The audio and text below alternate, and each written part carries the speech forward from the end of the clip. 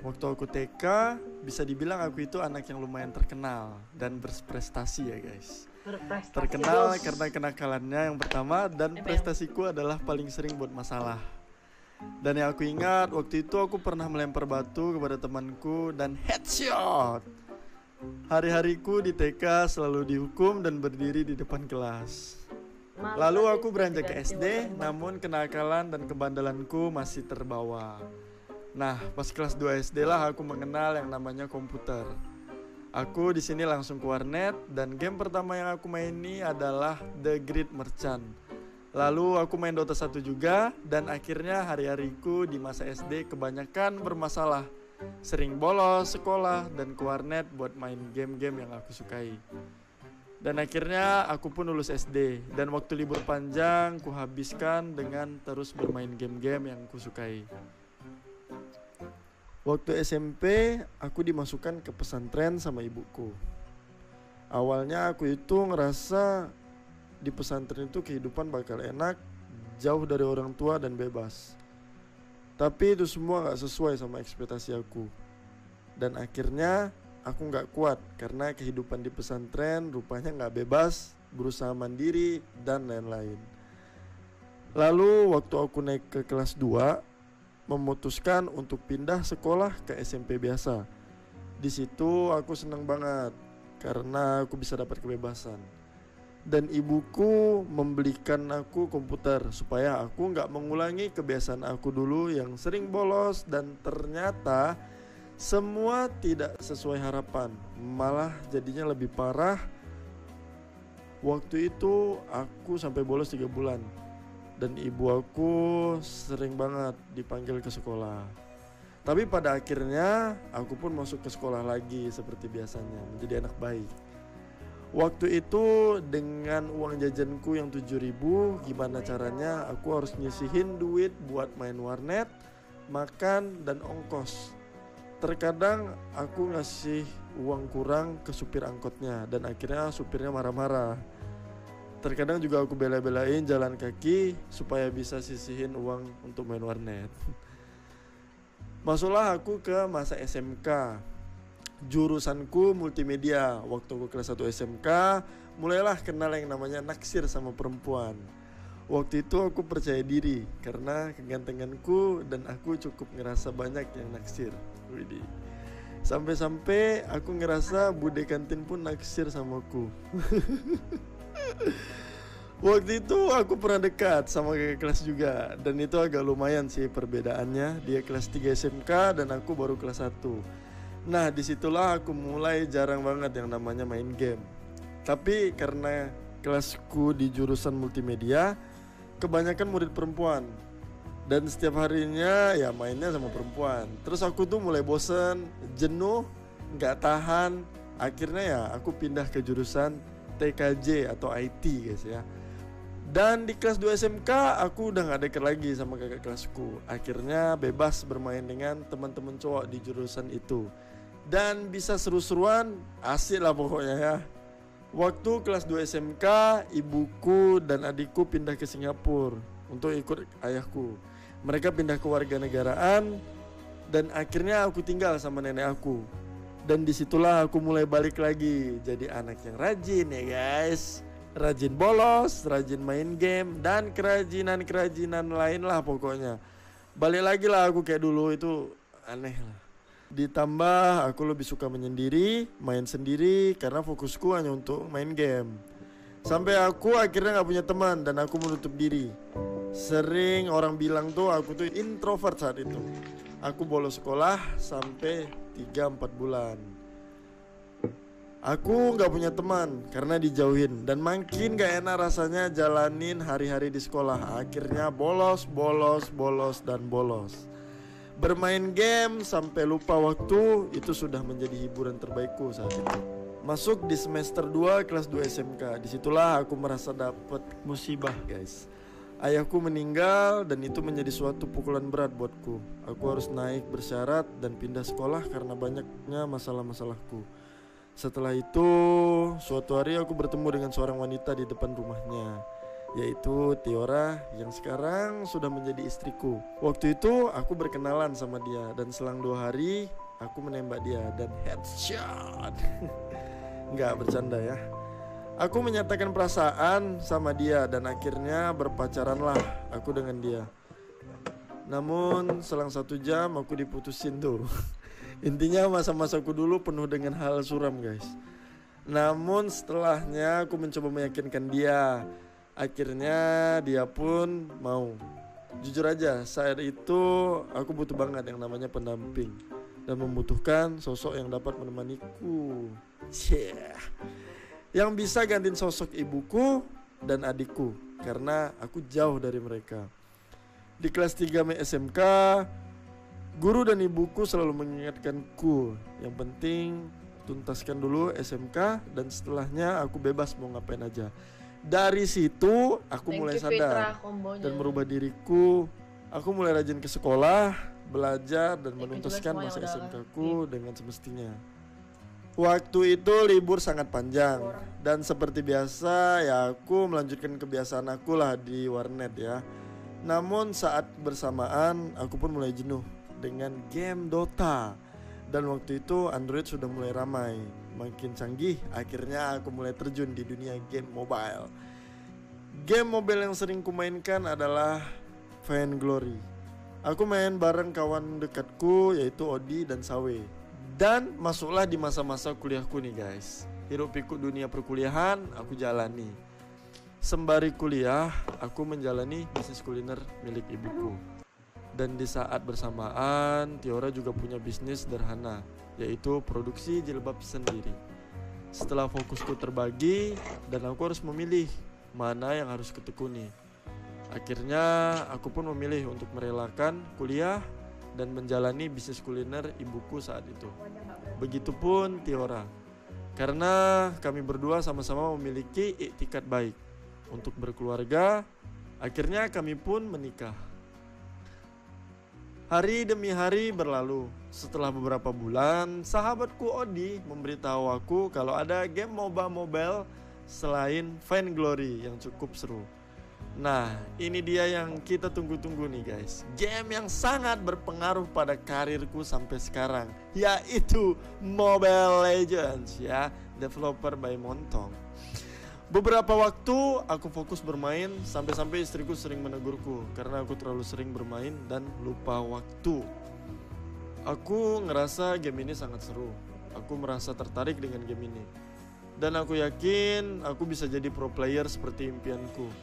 Di saat bersamaan dengan Odi dan Sawe, kami memutuskan untuk fokus dan serius dengan game ini. Terus aku cari grup game ini di platform Facebook waktu itu dan berbagai platform lainnya. Seiring berjalannya waktu, akhirnya karena aku terlalu fokus dengan game ini, aku menghabiskan banyak waktu untuk bermain game ini daripada usaha kulinerku. Istriku menegurku dan selalu mengingatkanku. Dia gak suka kalau aku terus-terusan kayak gini. Tapi aku tidak langsung mengiyakan untuk berhenti bermain. Dan tibalah saatnya dia memberitahuku kalau dia lagi hamil. Disitulah aku tersadar dan akhirnya mengurangi waktuku untuk bermain game ini. Setelah itu, aku mencoba mendaftar ke squad dan masuklah aku dalam squad pertamaku yaitu F15. Beberapa minggu aku bermain di F15 dan aku menawarkan diri di squad 404 NF. Dan waktu itu karena kebanyakan member, kami dikelompokkan menjadi 8 kelompok. Dan aku di posisi paling akhir waktu itu, yaitu kelompok nomor 8. Singkat cerita, aku menjalani rutinitas dan menghabiskan cukup banyak waktu di situ. Namun aku merasa belum cukup mendapat pengalaman lebih dari squad itu. Jadi aku memutuskan pindah lagi ke squad Malaysia, yaitu Traitor. Di sini banyak sekali ilmu yang kudapat dan keinginanku untuk terus berkembang dan mendapat pengalaman semakin meningkat. Akhirnya aku mencoba untuk daftar lagi di squad nomor 1 leaderboard saat itu, yaitu Secret, dan alhamdulillah aku diterima di situ. Dan semakin hari aku semakin berkembang, banyak sekali pengalaman dan ilmu yang kudapat. Namun karena kebanyakan member dari Secret itu udah cukup berumur dan berkeluarga, Jadi kebanyakan dari mereka memilih untuk fokus dengan kerjaan dan keluarganya. Lalu aku mencoba untuk menghubungi leader dari squad Sains Indo, yaitu Kodailan.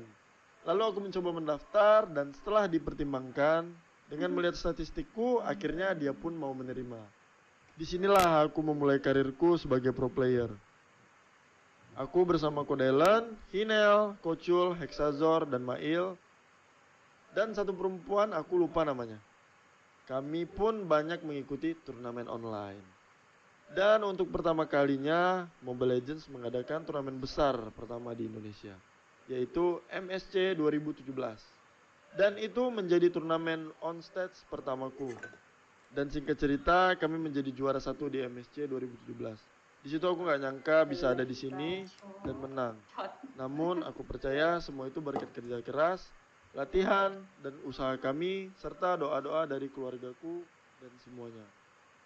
Setelah itu, kami mewakili Indonesia untuk MSC Southeast Asia yang akan diselenggarakan beberapa bulan setelahnya. Namun, sepertinya belum rezeki kami untuk menang waktu itu. Lalu aku bertemu Warpath dan juga Just No Limit waktu itu yang baru masuk ke Saints.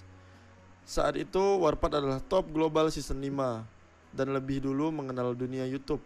Akhirnya aku penasaran dan aku banyak belajar tentang YouTube dari dia. Di satu sisi, Saints juga udah jarang latihan dan akhirnya aku mencoba untuk membangun YouTube channel dan collab dengan Warpath.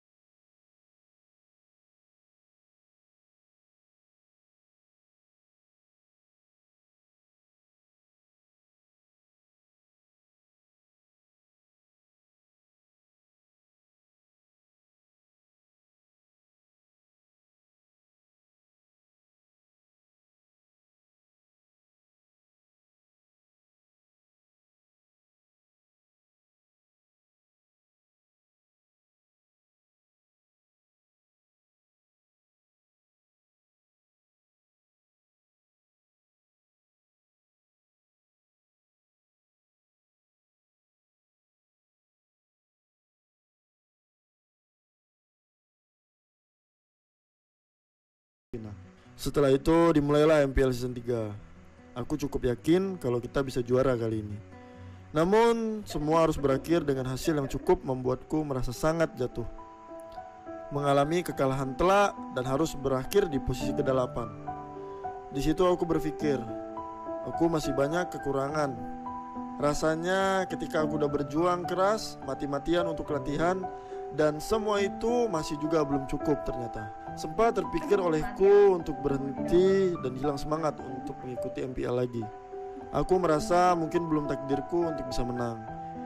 Hingga tiba saatnya suatu hari aku duduk di suatu kafe dan aku melihat ada tulisan motivasi dari Muhammad Ali. Udah, penggila quarters bro. Kata-kata yang membuatku kembali termotivasi untuk mendapatkan goals atau tujuanku. Akhirnya aku pun memutuskan untuk lanjut. Setelah beberapa waktu berlalu, masing-masing dari kami ada yang memutuskan untuk berhenti kecuali aku dan Rek. Dan seperti biasa, roster terus berputar. Dan akhirnya roster untuk MPL Season 4 terbentuk, yaitu aku, Rek, Luminaire, Wan, dan Donkey dengan Z sebagai coach. 1 minggu terbentuk, kami langsung memenangkan INC dan mempersembahkan piala untuk EVOS ML. Yang awalnya aku drop banget, Sewaktu itu menjadi semakin percaya lagi dan memiliki semangat penuh, layaknya baterai yang habis dicas bro. Singkat cerita, setelah banyak pengorbanan dan waktu yang kami curahkan untuk latihan dan bersaing di MPL Season 4, dengan persiapan yang aku rasa sudah mencapai 1000% dan chemistry yang cukup.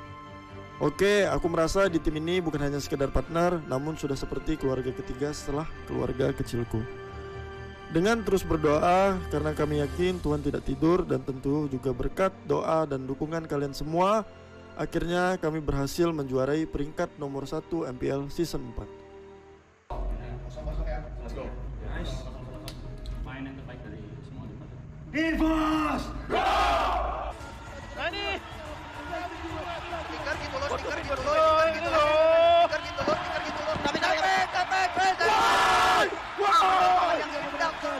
FPL Indonesia.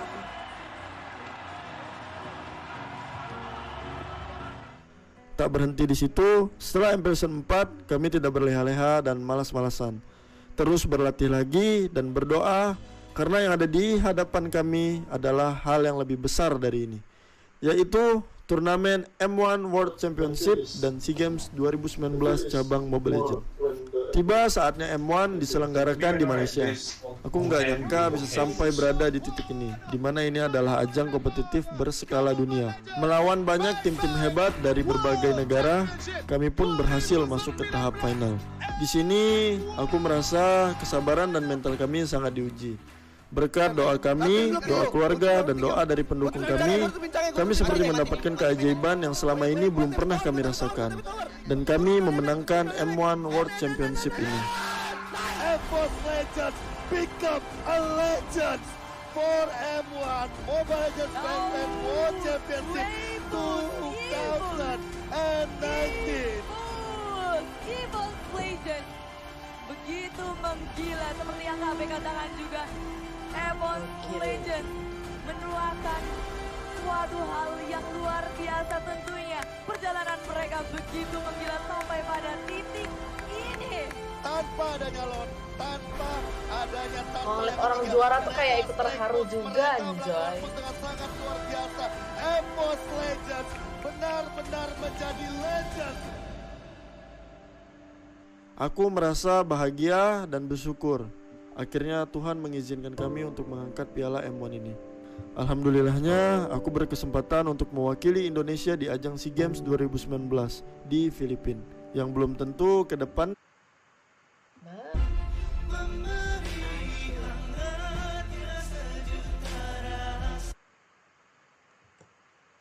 di SEA Games cabang Mobile Legends ada lagi. Di sini aku berpikir kalau aku nggak boleh nyanyi